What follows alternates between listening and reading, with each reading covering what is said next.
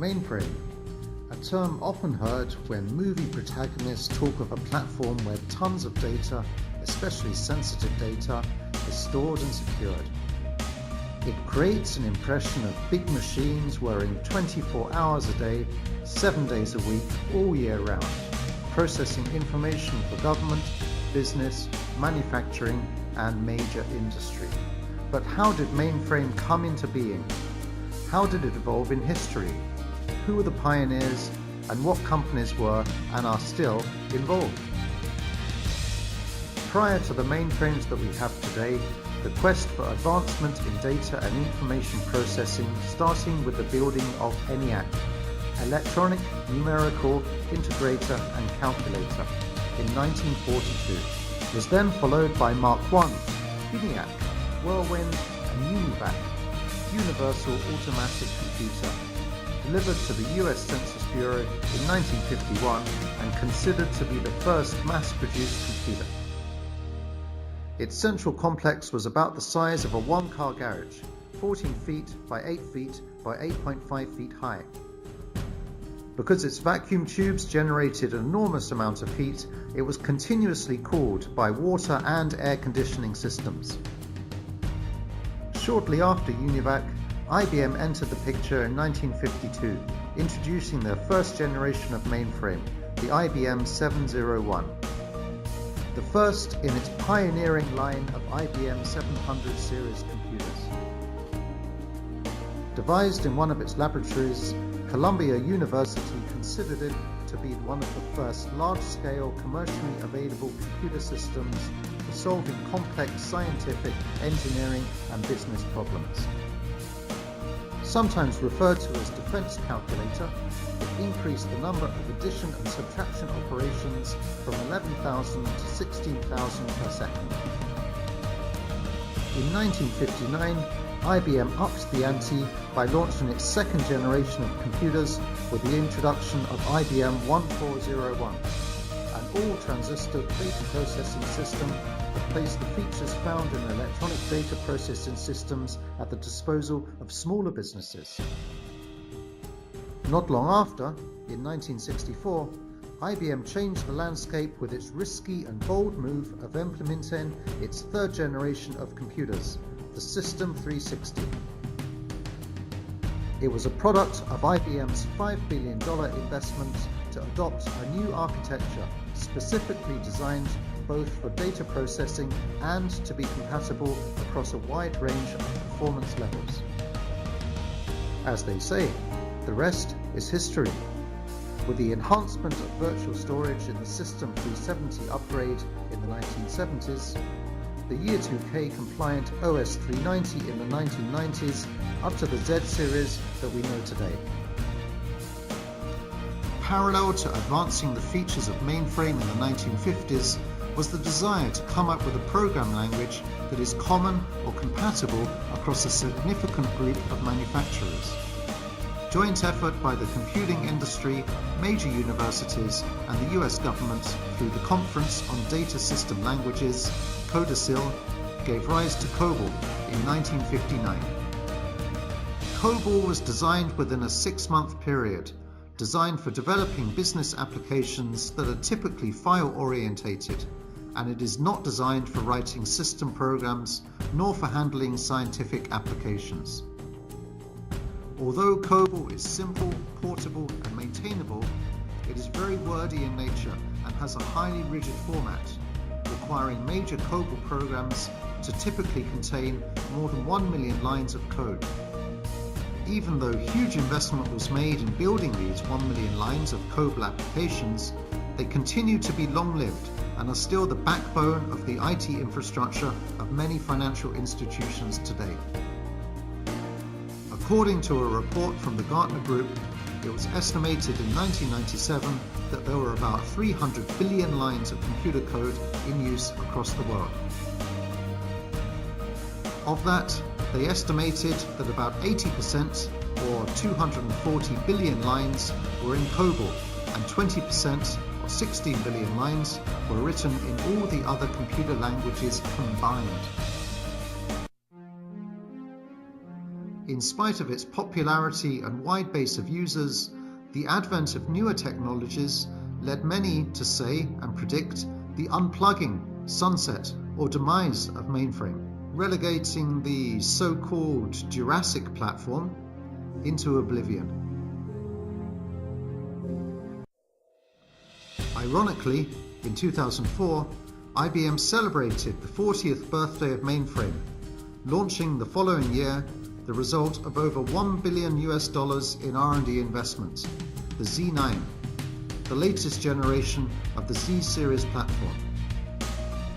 In 2009, the Linux on System Z was introduced, enabling a truly open operating environment. While after the 50th anniversary celebration in 2004, it's the launch of the Z13 enterprise server, IBM's answer to the ever-growing area of mobile, data analytics, and cloud computing. What's the reason for the continued stay? Mainframe has kept its traditional advantages over the non-mainframe platforms: reliability, availability, scalability, and security. At present, Micro Focus estimates that in big business, Cobol still accounts for 70 to 75% of all computer transactions and business data processing. But there's C++, Java, even Node. Why not use them? Well, Cobol can do many things that other program languages simply cannot do easily or cannot do at all. These include accessing indexed sequential files, producing formatted numeric output, running in a pseudo-conversational interactive environment, accessing hierarchical and network databases, and producing very huge files.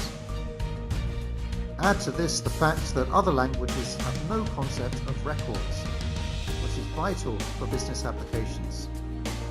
This is what separates Cobol from the rest. C++, Java, Visual Basic, these languages were not developed to compete or replace Cobol. It's just that producing large files, producing formatted reports, or providing an online interface for hundreds of concurrent in-house users for a business application is the turf of Cobol. Hence, that's why there's a B in Cobol. It stands for business. There are, however, several companies, like Micro Focus or Sun, that are offering migration technology that makes it possible to emulate the mainframe environment, taking the applications off the mainframe but performing the migration without having to do a complete rewrite, thus avoiding enormous manpower cost. Just imagine the estimated 210 billion lines of Cobol in production today and still growing. Add to the emergence of the above-mentioned alternatives for the following concerns about the viability of mainframe: cost of mainframe hardware, declining availability of Cobol skills, integration of price. It should be observed that for sub-1000 MIPS mainframe platforms, the traditional advantages of mainframe over the non-mainframe platform are eroding very quickly. In such cases, the very high cost of mainframe hardware is difficult to justify compared to the 10 times less expensive Intel or AMD combination. With this, it is perceived the sub-500 MIPS mainframes will be a thing of the past in the next 5 years. On the other hand, the same cannot be said for very large mainframes, 4000 MIPS or more. CIOs of companies using these systems still think that benefits outweigh the cost in their current situation, although strategies that would balance IT expenses, risk, and innovation are always being addressed. With the skills crisis is the claim that Cobol will come to a halt due to the decrease in skills base. It's believed, however, that there will be no acute shortage in the short term, as the fall in the number of Cobol developers will be offset by a comparable reduction in the amount of Cobol development that will take place. Nevertheless, employers need to address the issue in the long run, since starting last year up to 2020, the older generation of Cobol developers will start leaving the workforce.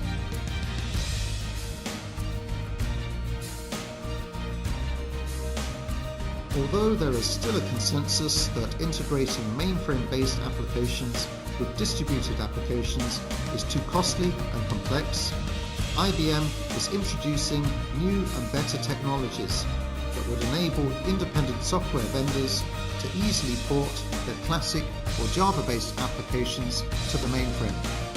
Taking this into account, it's still believed that although companies with sub 500 or sub 1000 MIPS-based mainframes will migrate to non-mainframe platforms, those with larger mainframes will still grow in the coming years.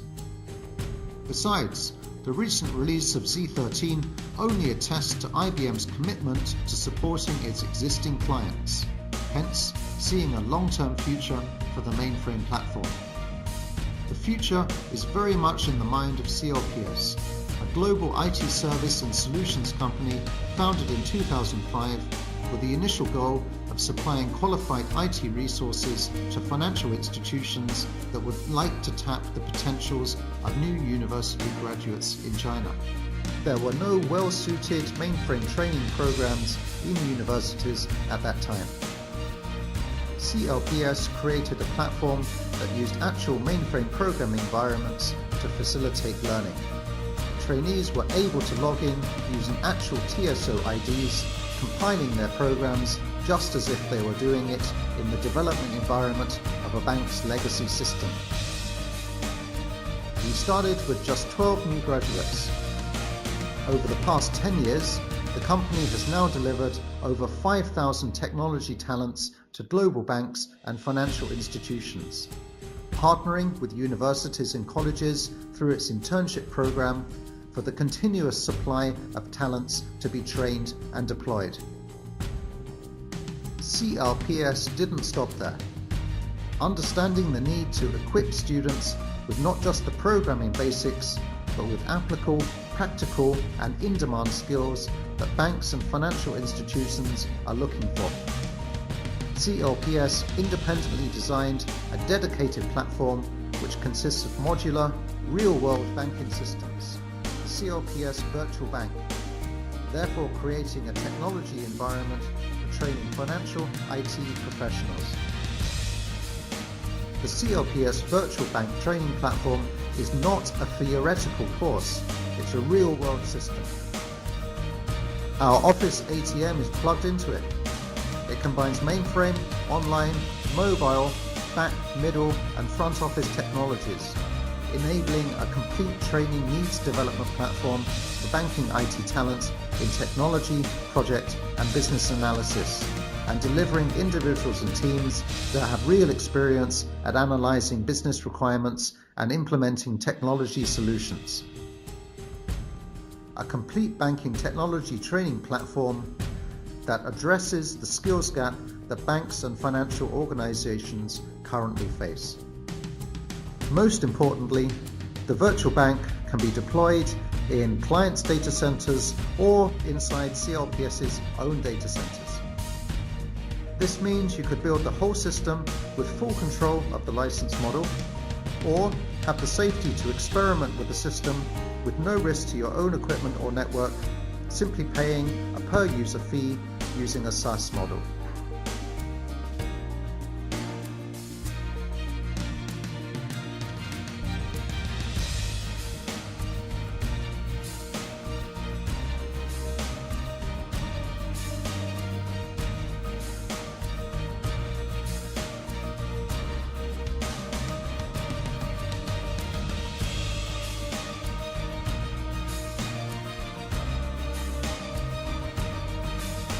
There's nothing to worry about the lack of direction for mainframe.